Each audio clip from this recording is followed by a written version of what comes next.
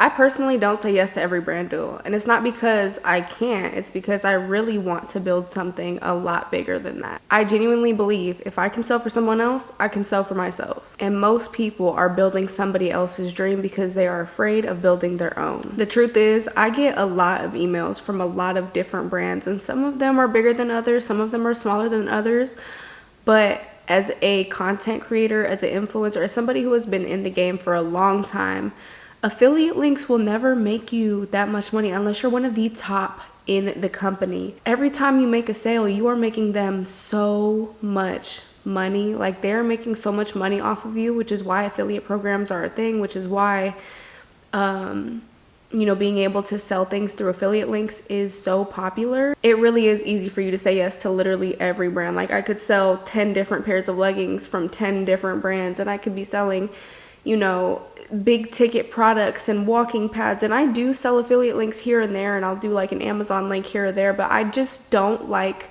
to partner with all these different companies because sometimes you'll get tied into a contract where you're still getting only freaking 10% commission. The whole time they want to send you like 3 free products a month or whatever the case. And yes, getting free products is nice, it's tempting, yes, there is money to be made, but at the end of the day, you are not only like a walking ad, you're a walking billboard for these companies and making them money and building their brand, but you're also kind of watering down your audience too, in a sense where it's like they can expect, like, there's nothing wrong with making money online, and obviously you're going to have an audience that understands that if social media is your job, this is what you do. But it's a little bit aggravating on a creator perspective, as somebody who likes to have creative freedom, working with brands that have such high expectations for such a cheap ticket price. You want this perfectly recorded, perfectly scripted, perfectly aesthetic type of content, but not paying as much. Like, I will still create content for a lot of brands and things like that, but a lot of the times I don't get creative freedom, which is also another annoying thing because I have to fit a brand's criteria in order for them to not get canceled or be seen in a certain light. And I just don't want to work with a brand who doesn't necessarily want to work with who I am as a person, but rather ask me to change everything up for the sake of an ad. I do have respect for some brands that allow me creative freedom and allow me to, just be who I am without a script and just make it very easy for me to just naturally put out content. And those actually do perform the best, which is why even if they are paying a little bit less, I prefer to work with those brands because I'm not, like I said, saying yes to a quick buck. I would rather work with brands that I personally believe in. It's easy for me to create.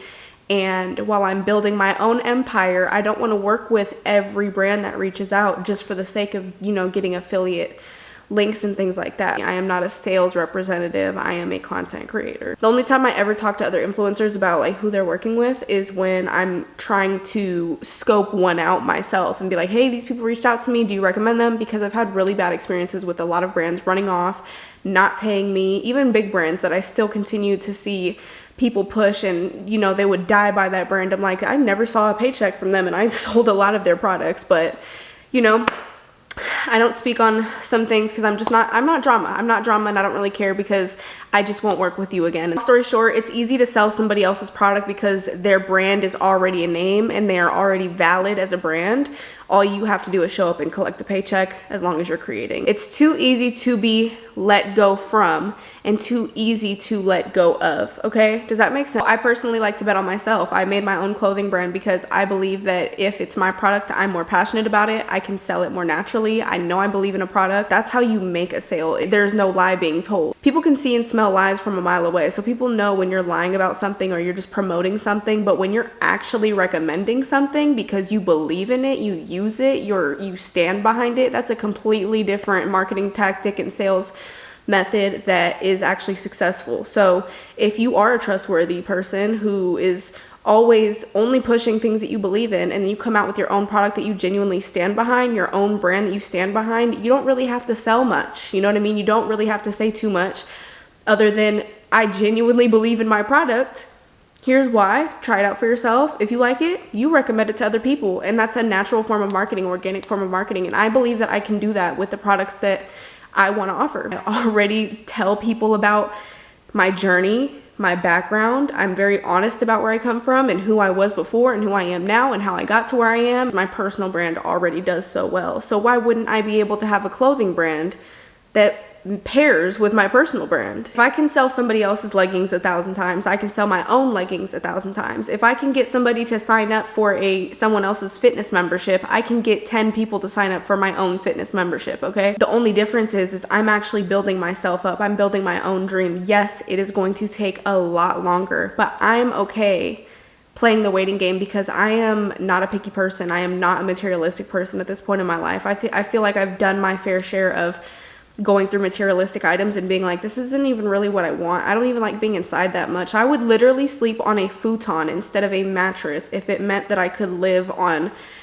a lakefront, which is literally something I'm currently looking into. I'm like, I don't really care what the inside of the apartment looks like. I could have an electric stovetop and an outdated white fridge and I would be happy as long as I have a place to sleep, I have a place to cook, I have a place to shower, and I have a place to walk out to and see beautiful, just what I want. I'm not in a rush to get to the top. I am genuinely enjoying my journey, and a part of my journey and a part of my long game is building. It's building block by block, brick by brick, and I've been doing it for so long to know that even though it feels like I'm not doing much right now, I am actually compounding everything. Every day that I wake up and make a YouTube video, every day that I wake up and I post 3 reels a day, every day that I wake up and I push or get on, my website and I make one new edit or add one new product before relaunching, and every day that somebody else is talking about Fatigue and my brand is going to exponentially, it's going to land me where I want to without me even realizing it. Just one day. I know it. I've seen it. I've felt it too many times to know that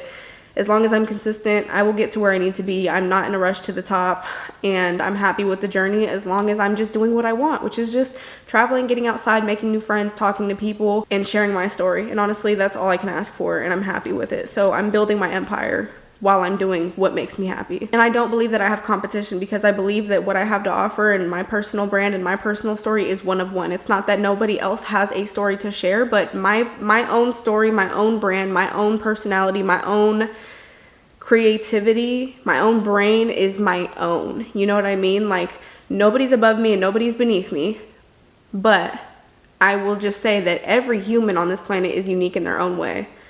And I genuinely believe that is also true for myself. And it's not just about business either. I want you to know, whoever is watching, that you can outgrow certain things. You don't have to stick with a brand for the rest of your life. And if you're not a creator, but you're a worker of some sort, you don't have to stay in your career path if you don't want to. You can bet on yourself and you can do multiple things at once too. I know it's hard to put your focus in so many different places, but if you can, my thing is like 2 to 3 main things. Focus on 2 to 3 main things. And I always tell people that if you have a 9 to 5, make sure that 5 to 9 is a valuable place for you too. I always like to try to tell people, especially men that have been in my life, like that I've tried to support and like be like, let's hustle. I've tried to always tell them that the career that you're in right now, the job that you're waking up and going to every single day is your side hustle.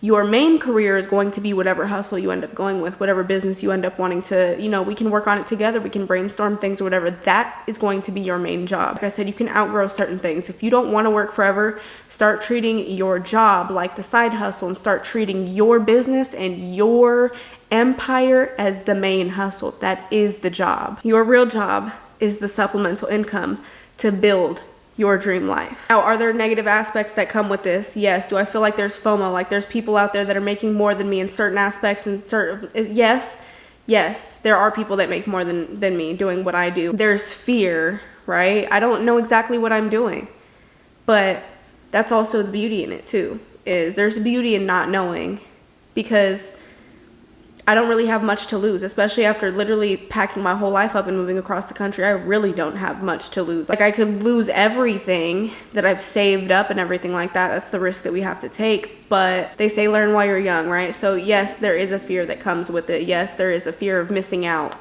There is doubt, self-doubt. Will I be able to?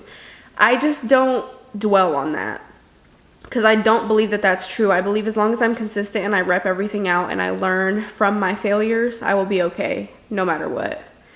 Because even if I fail at content creation, even if I fail at selling clothes, even if I fail at literally anything, I've started doing tattoos. I've tattooed my own skin. I've done makeup before. I know I could become a makeup artist. Start learning how to cut hair and become a barber overnight if I wanted to. I will never work for somebody else. I will always find a way to work for myself, and that is something that I will stand by and die by for the rest of my life. So even if I were to fail at one thing, that sounds scary. You could lose it all, but I know how to restart, and that's why I bet on myself all the time. It could take me a lot longer than somebody else who's already at the top. Like I said, though, I'm just not in a rush, and I don't see them as competition. A lot of people I actually look up to, and I'm just like, I will take tips from you and notes from you. Betting on yourself is slower. It's definitely louder in the long run, and I can't wait to see where my journey takes me, because it has been absolutely exponential since 2023. We are only 3 years later, and it feels like I've lived 10 different lives. Like, I'm not even kidding. It's crazy how fast life does change, and that's why I'm so confident in just not selling out. Not selling out. A lot of CEOs that have reached out, and there are a lot of men that have been like, come, be my wife and I'll pay your way and I'll pay your rent. I don't really care for that. I don't really care to be perfect for anybody. Not a CEO, not a boss, I just want to do what I want to do. You could say I'm in La La Land. People have said I live in my own world, and I kind of do, but not in a selfish way. More so just I know I don't need to just keep wanting more. I always say that I will strive for more. I do strive for more, but I'm not greedy for more. I won't throw a fit if I don't get it in like tomorrow.